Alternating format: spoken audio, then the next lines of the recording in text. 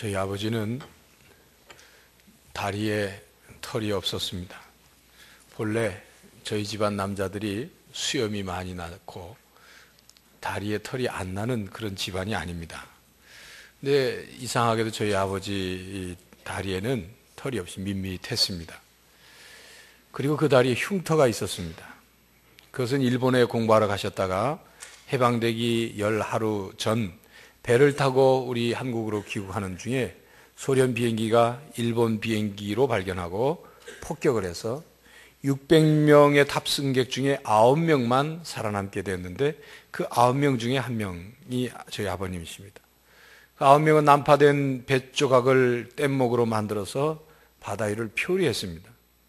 표류하다가 바다 물결에 휩쓸려 바다 안으로 쓸려 내려가기도 하고, 그래서 결국 바닷물과 물고기에 뜯겨서 결국 다리에 털이 없고 흉터만 남았습니다.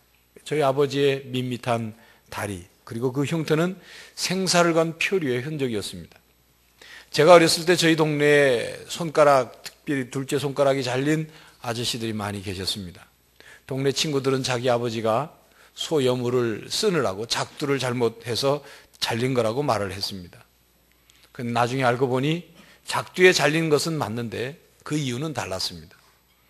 겨울에 노름하다가 돈을 날리고, 그리고 집 반문서, 땅 문서도 날리고, 그래서 결국 다시는 노름하지 않겠노라고 손가락을 잘라. 바로 그 자른 손가락입니다.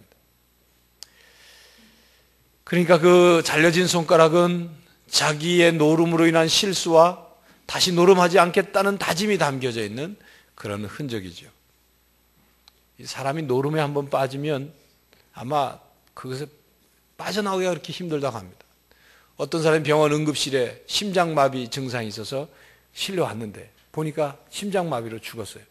근데 손을 보니까 손을 꽉 쥐고 피지 않고 있더랍니다. 그 손을 펴보니까 38 광땡을 쥐고 있더라고요. 38 광땡 그거 가지고 한미천 딸 수 있는데도 심장마비로 죽는 바람에,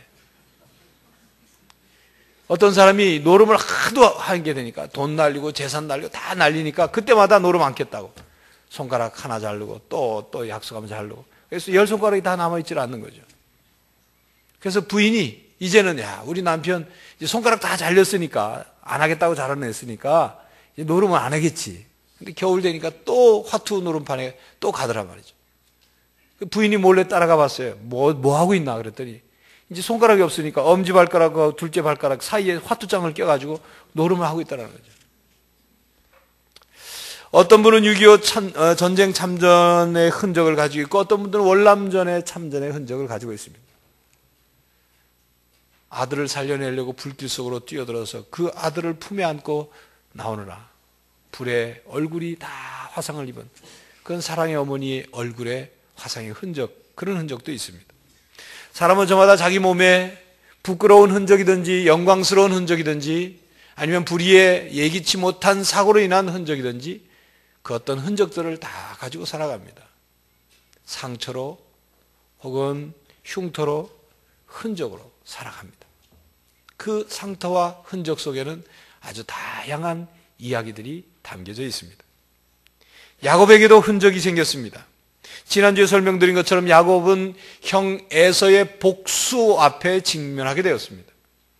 이제 재산을 좀 모을 만큼 모으고 자식도 낳고 이제 지겨운 타향살이를 마치고 고향으로 돌아오는 길에 형의 복수의 칼날이 기다리고 있어요. 이 복수의 칼날을 해결하지 못하면 야곱은 그동안 살아온 모든 삶을 그냥 들판에서 끝나야만 하는 그런 처지에 놓이게 되었습니다. 야곱은 야복강 나루를 가족들과 함께 건너고, 그리고 먼저 가족들과 가축들을 먼저 보냅니다. 그리고 자기 혼자 야복강가에 남았어요. 밤이 되었습니다.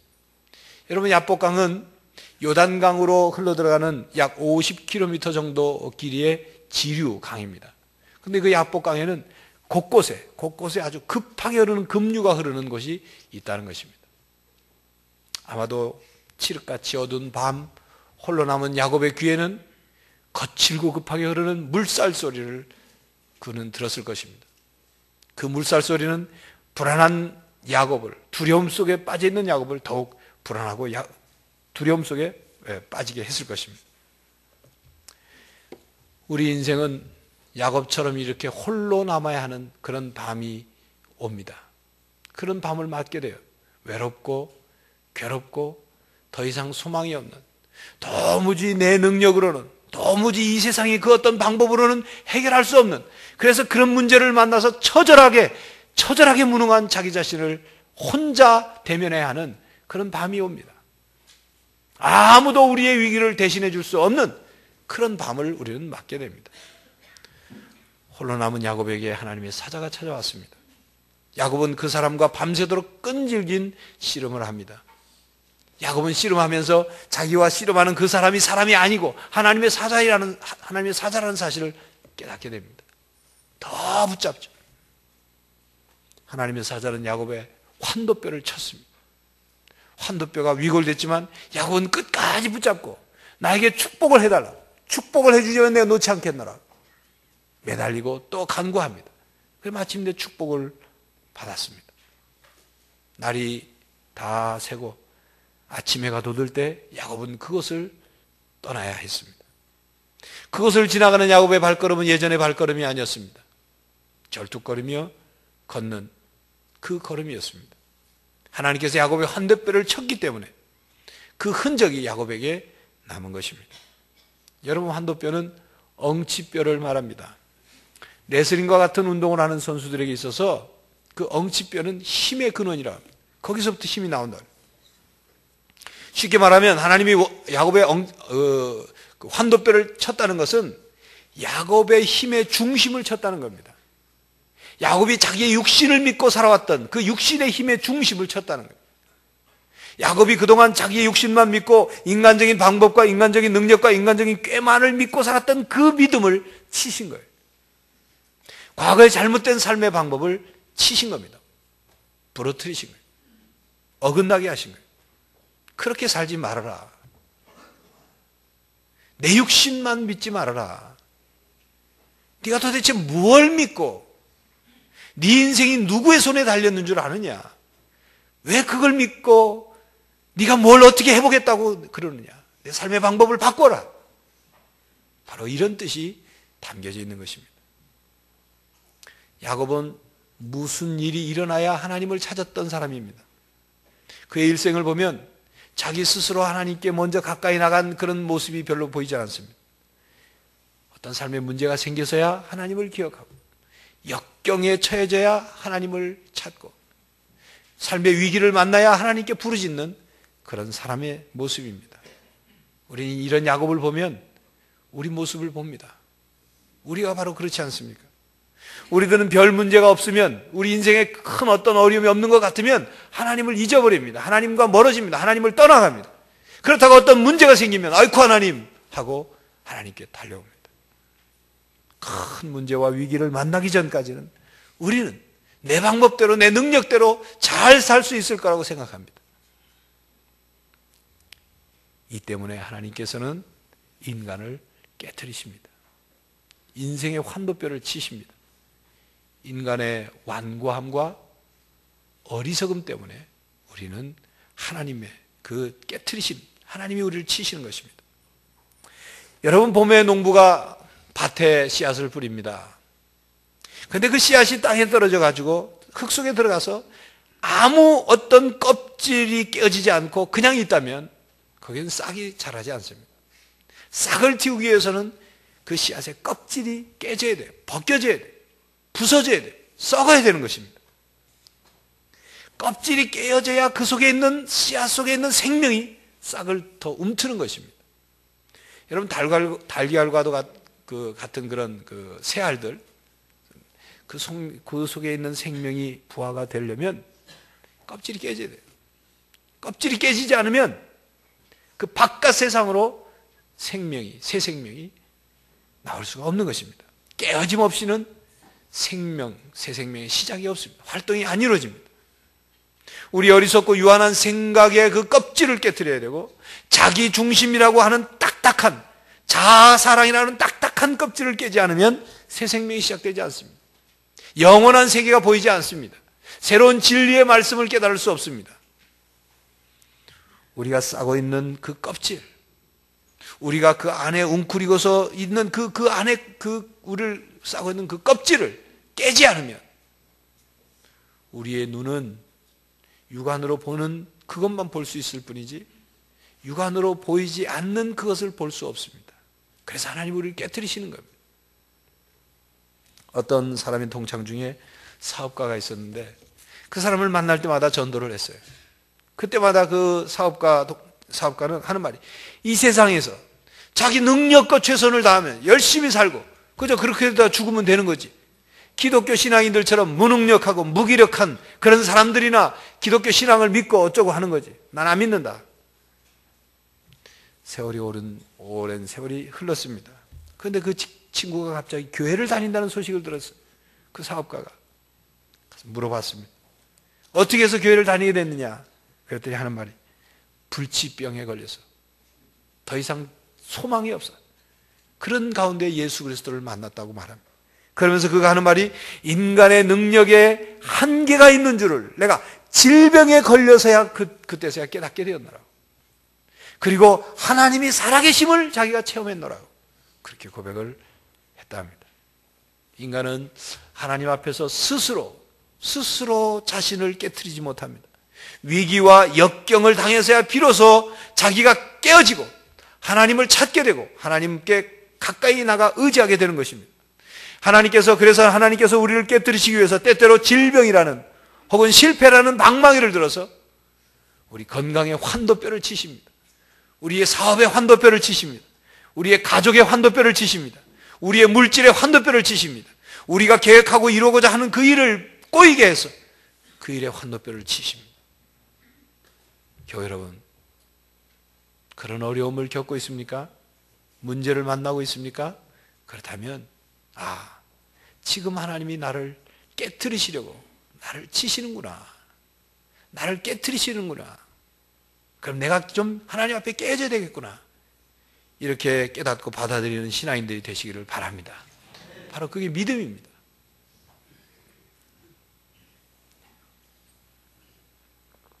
하나님께서는 우리를 깨트려 변화시키십니다. 우리가 깨어져야 우리 안에 변화가 나타납니다. 깨어지지 않은 사람은 변화가 안 일어납니다. 신앙생활을 몇 수십 년 했어도 참 그 모습인 분들이 있어요. 도대체 저분이 하나님을 믿는 분인가? 도대체 저분 안에 복음이 있는가? 도대체 저분이 십자가를 붙들고 사는가? 이런 의심이 들 정도로 변화가 나타나지 않는 분들을 볼 수가 있습니다. 깨어져야 변화가 나타납니다. 깨어져야 변화가 나타납니다. 모세는 40년 동안 미디안 광야에서 살면서 철저히 깨졌어요. 본래 그는 그런 사람이 아니었습니다. 애국 궁정에서 살 때 그는 대단한 사람이었어요. 말도 잘하고 전쟁 능력도 있고 리더십도 있고 멋지게 생긴 사람이었어요. 그런데 그가 동족의 일에 관여하다가 애굽 사람을 쳐서 죽이게 됐죠. 그래서 결국 그 살인한 일 때문에 궁정에서 살지 못하고 미디안 광야로 도망쳐야 했습니다. 바로 그 사건에서부터 모세는 깨어지기 시작한 거예요. 그는 하나님께서 광야로 몰고 가셔서 깨트리는 그 깨트림에 철저히 변화되었습니다. 모세가 만약 그렇게 깨어지지 않았다면 하나님은 모세를 들어 하나님의 일을 맡기실 수 없었습니다. 모세가 그렇게 깨어져서 변화되지 않았더라면 모세가 이스라엘 백성을 애굽에서 구해낼 때, 건져낼 때, 빼내올 수 없었을 것입니다. 만약 빼내어서 성공했다 할지라도 모세는 아마 자기의 왕국을 만들었을 거예요. 자기 나라를 만들었을 것입니다. 모세는 40년 동안 미디안 광야에서 낮에는 그저 사람이 득실거리는 궁중 생활과 정반대인 외롭고 그리고 뜨겁고 거친 모래바람만 이는 그 광야에서 양떼들과 살았어요. 밤에는 차가운 밤 공기와 함께 맹수의 울음소리와 함께 양떼들 틈속에서 잠자만 했어요. 그러나 여러분, 모세가 광야에서 그런 외모, 겉모습만 변화된 게 아니라 속사람이 변화됐어요. 속사람이 변화됐어요. 그래서 겸손해지고 온유해진 것입니다. 그래서 깨질 대로 다 깨졌어요. 모세 스스로 아무것도 남지 않았어요. 그래서 막상 하나님께서 모세를 찾아와서 모세를 애굽에 보내려고 하시니까 모세가 뭐라고 합니까? 내가 누구 간데? 내가 누구 간데 바로에게 가며 내 백성을 건져내 옵니까? 나는 입이 뻣뻣하고 입술이 둔합니다. 나는 아무것도 못합니다. 나는 끝장난 사람입니다. 나는 동족을 구해내는 일에 관한 한 나는 아무것도 할 수 없습니다. 손을 다 들었어요. 나는 끝입니다. 자신이 끝난 사람이라고 고백할 정도로 그렇게 모세는 변화되었습니다. 인간의 끝은 하나님의 시작입니다. 우리의 항복은 하나님의 새 역사의 출발입니다. 우리가 깨어지고 부서질 때 하나님의 손길이 움직이기 시작합니다. 마치 진흙이 부서져야 토기장이가 그 진흙으로 그릇을 빚어내듯 우리가 부서지고 깨어져야 하나님의 역사가 시작됩니다. 하나님 앞에서 깨어진다는 것은 하나님께 항복하는 것입니다. 교만한 가슴에는 하나님이 역사하실 수가 없습니다. 그래서 때때로 하나님께서는 우리를 깨트리십니다. 부셔뜨립니다. 그래서 두 손 두 발 다 들고 하나님께 항복하게 하는 것입니다. 제가 아는 어떤 사람의 처남은 인류대학을 나와서 우리나라 대기업에 잘 나가는 사람이었어요. 정말 잘 나가는 사람이었어요. 그런데 그가 40대 중반에 암이 걸렸어요. 모든 것을 포기해야만 했습니다. 그런 자기의 능력, 자기의 그 뛰어난 똑똑한 머리, 자기의 직업, 자기의 생명 하나님 앞에 다 내놓습니다. 그리고 손을 듭니다. 항복합니다. 그 가족들이 날마다 예배를 드리고 그를 위해 기도했습니다. 그가 암이 나았습니다. 하나님이 치유해 주셨습니다. 그리고 그가 장로의 신학대학을 입학을 해서 신학 공부를 마치고 이번 봄노회 때 우리 평양로에서 안수를 받게 됩니다. 하나님께 제가 졌습니다. 이제는 하나님 뜻대로 하십시오. 이렇게 항복한 것입니다. 우리는 하나님께 이렇게 깨지고 부서질 때 우리는 아프고 고통스럽지만 하나님께 이렇게 믿고 기도하고 맡겨야 합니다. 하나님, 절 하나님 뜻대로 다루십시오. 절 깨트려 다듬어 주십시오. 이제는 하나님만 전적으로 의지하겠습니다. 난 하나님께 항복입니다. 이렇게 고백하면서 항복해야 합니다. 이렇게 항복하고 우리 자신을 하나님께 맡길 때 그때 하나님이 우리를 들어서 드디어 일을 하시기 시작하시는 것입니다. 하나님께 항복한다는 것은 자기를 부인하는 것입니다. 자기를 부인한다는 것은 자기를 비우는 것입니다. 하나님 앞에 우리가 깨어질 때 우리는 우리 자신 안에 있는 것들을 비우게 됩니다.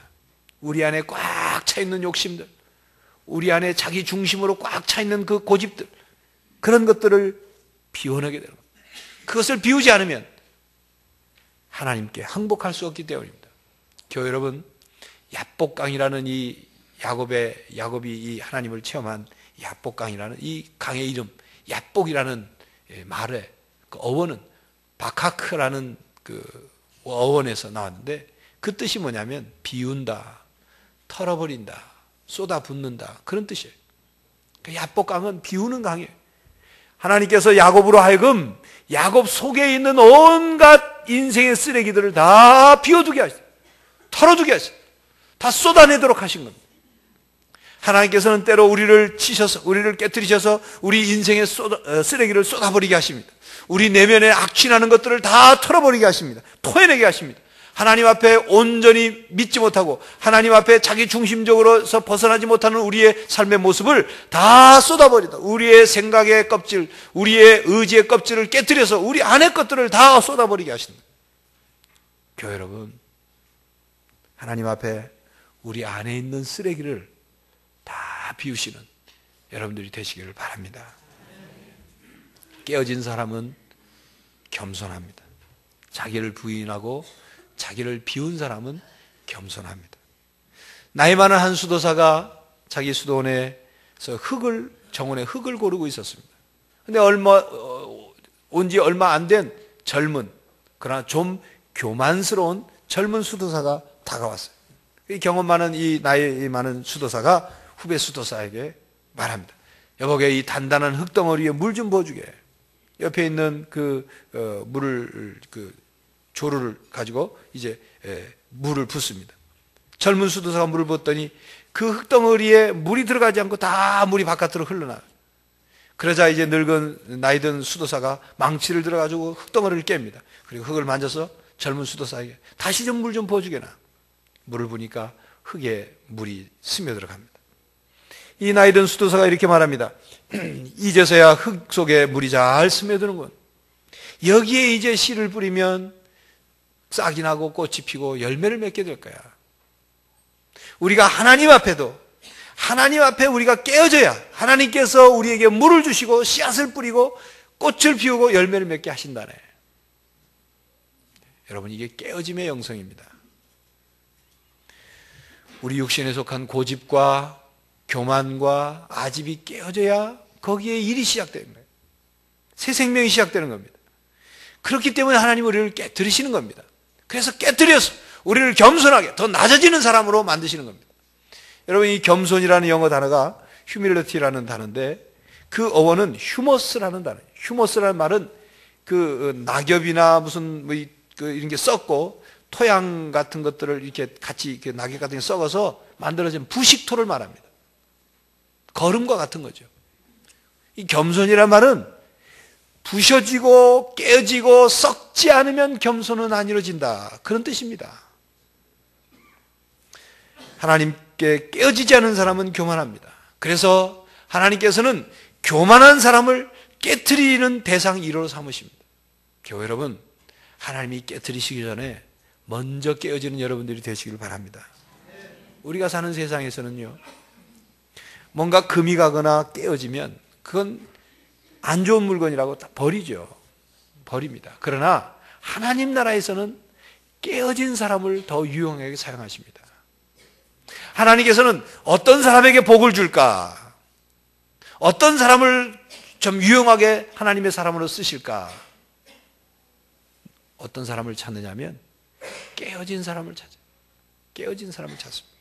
하나님께서는 겸손한 사람에게 은혜를 주시고 하나님께서는 겸손한 자에게 겸손한 자를 들어 사용하시고 하나님께서는 이 겸손한 자를 귀히 여기시는 하나님이십니다. 이 사실을 믿고 기억하는 여러분들이 되시기를 바랍니다. 사도 바울은 주님 앞에서 깨어진 흔적을 가지고 살았습니다. 사도 바울은 예수님을 믿는 사람들을 잡아서 핍박하고 죽이려고 혈안이 되었어요. 다메섹으로 가는 도중에 아주 강한 빛으로 나타나신 예수님을 만나게 됐습니다. 너무나도 그 빛이 강한 나머지 사울은 말에서 떨어져 있고 그리고 눈을 볼 수가 없었어요. 그 빛으로 그 도상에서 예수님을 만난 것입니다. 사울은 바로 그 다메섹 도상에서 깨어진 거예요. 깨어진 거예요. 하나님 주님께 항복한 것입니다. 그리고 그는 다메섹 성으로 들어가서 아나니아라고 부르는 예수님의 제자에게 안수를 받고 그 눈을 보게 되는데 그 보게 될 때 눈에서 비늘이 떨어진 것 같았다 그랬어요. 학자들은 그렇게 나중에 말합니다.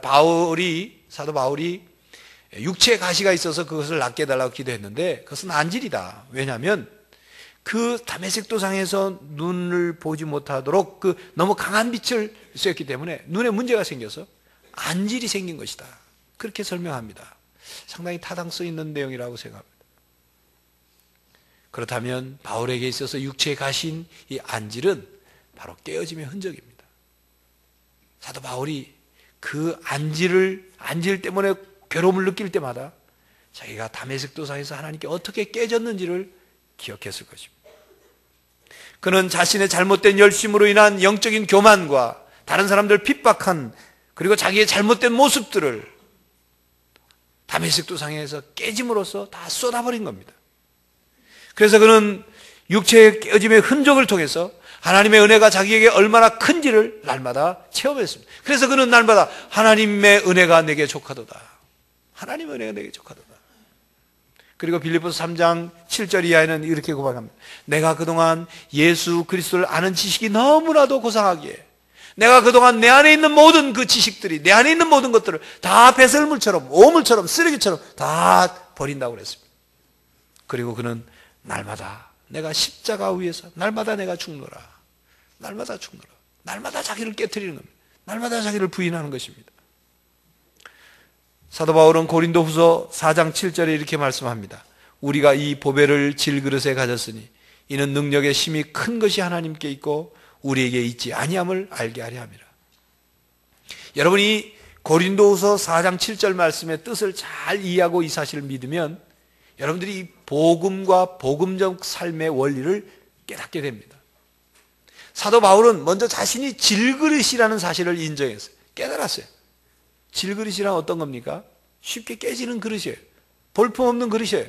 가치 없는 그릇입니다. 그래서 자신은 쉽게 깨질 수밖에 없고 깨어져야만 하는 그릇이라는 사실을 깨달은 거예요. 그러나 그 질그릇 안에 아무것도 없는 것이 아니라 보배를 담았다. 그 보배는 예수 그리스도고 그 안에 계신 예수 그리스도 또 하나님께서 크신 능력으로 역사할 때 자기는 비록 볼품없는 질그릇이지만 그 안에 놀라운 역사가 일어난다. 그렇게 고백한 것입니다. 자신은 쉽게 깨어질 수밖에 없는 그릇이, 자신은 날마다 깨어져야 내 안에 계신 보배가 드러난다는 것을 증거하는 말씀이죠. 하나님 앞에서 진정으로 깨어진 사람은 그래서 이런 기도를 드립니다. 겟세마네 동산에서 예수님께서 하셨던 그 기도를 드립니다. 아버지요, 하나님께서는 모든 것을 다 하실 수 있습니다. 할 수 있다면 나에게서 이 잔을 옮겨주십시오. 그러나 내 뜻대로 마옵시고 아버지 뜻대로 행하십시오. 내 뜻대로 마옵시고 아버지 뜻대로 행하십시오. 하나님 앞에 자기를 깨트리고 항복하고 자기를 비운 그런 사람들이 할 수 있는 기도인 것입니다. 여러분, 십자가가 무엇입니까? 십자가는 이 세상에서 가장 큰 깨트림의 사건입니다. 예수님이 자기의 몸을 다 찢고 피를 다 흘리고 그리고 자기의 삶을 완전히 깨트려서 우리를 구원해 주신 사건이에요. 철저히 하나님 앞에 항복하고 자기를 비우신 그 사건입니다. 교회 여러분, 여러분에게 깨어짐의 흔적이 있습니까? 그런 깨어짐의 흔적이 생기기 전 먼저 하나님 앞에 깨어질 수 있기를 바랍니다. 깨어짐의 흔적을 부끄러워하지 마십시오. 그 깨어짐의 흔적이 여러분들을 채찍질할 것입니다. 그 깨어짐의 흔적을 소중히 여기십시오. 야곱은 평생 절뚝거리며 걸으면서 야복강을 기억했을 것입니다. 하나님의 만남과 하나님의 그 손길을 기억했을 것입니다. 어떻게 살아가야 하는지를 깨달았을 것입니다. 교회 여러분, 여러분은 환도뼈가 부러지지 않고서도 하나님께 순종할 수 있습니다. 여러분은 환도뼈가 깨어지지 않고서도 하나님의 은혜와 복을 받을 수 있습니다. 여러분들은 인생의 환도뼈가 깨어지지 않고서도 하나님께 쓰임받을 수 있습니다. 십자가를 붙들면 됩니다. 이 세상의 가장 큰 깨어짐의 사건인 십자가를 붙들고 그 의미를 깨닫고 살면 됩니다. 내 뜻대로 마옵시고 아버지 뜻대로 사십시오. 특별히 오늘 세례를 받는 11분, 오늘 세례를 통해서 여러분들의 그 삶이 깨어지고 주님 앞에 전적으로 맡기는 삶을 사는 그런 여러분들이 되시길 바랍니다. 고난주간을 맞으면서 십자가를 따라가는 우리 모든 성도들의 삶 속에 그 주님의 십자가를 바라보고 날마다 그 십자가 앞에서 자신을 깨트리는, 깨어져가는 그런 성도들이 되시기를 간절히 바랍니다. 기도하겠습니다. 하나님, 내 안에 내가 너무도 많고 내 안에 욕심과 더러운 것들이 너무나도 가득 차서 그 어떤 것도 담을 수가 없습니다. 나를 깨트리게 하여 주십시오. 이 껍질이 깨어지지 않는 한 영원한 세계를 볼 수 없고, 이 껍질이 깨어지지 않는 한 진리의 삶을 살 수 없고, 이 껍질이 깨어지지 않는 한 하나님의 은혜를 받을 수 없음을 깨닫게 하여 주시옵소서. 하나님, 날마다 주님 앞에 깨어져서 우리 자신을 비우고 하나님 앞에 항복하고 우리 자신은 겸손해지고 우리 자신이 변화되어서 내 뜻대로 마옵시고 하나님의 뜻대로 살아가는 성도들이 되게 하여 주시옵소서. 그래서 하나님의 뜻이 이 땅에 이루어지게 하시고 그리하여 저희들을 통하여 이 세상을 변화시키는 놀라운 역사가 일어나게 하여 주시옵소서. 예수 그리스도의 이름으로 기도하옵나이다. 아멘.